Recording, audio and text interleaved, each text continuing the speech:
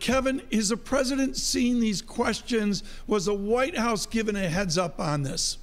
Well, look, I think that it's unclear whether or not President Trump has seen the list of submitted questions. We should note that the questions focused on, reportedly, the relationship between Paul Manafort, President Trump's previous campaign chairman, as well as the then candidate Donald Trump, now President Trump. So I think that this is really the next evolution. The president has said consistently to reporters that he wants to testify under oath with regards to Bob Mueller's investigation. That goes against the legal counsel and the legal advice that he's receiving.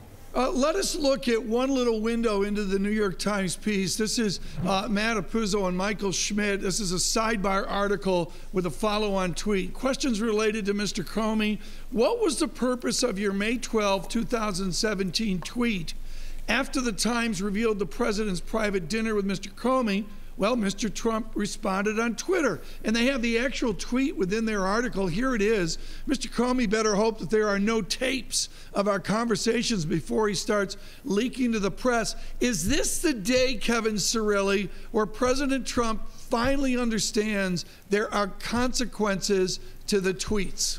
So, I mean, it depends on who you ask here, because this gets to the notion, Tom, of obstruction of justice, because that's what we're really talking about here, and that's where a lot of lawyers would really pick through this, because on the one hand, an obstruction of justice charge is incredibly difficult to prosecute, particularly in a political lens in Washington, D.C.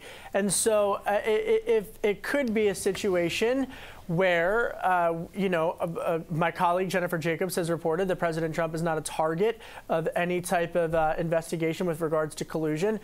On the flip side of that, you could have a situation similarly in the past in Washington where some type of report is issued and criticism is drawn on the principles of the investigation.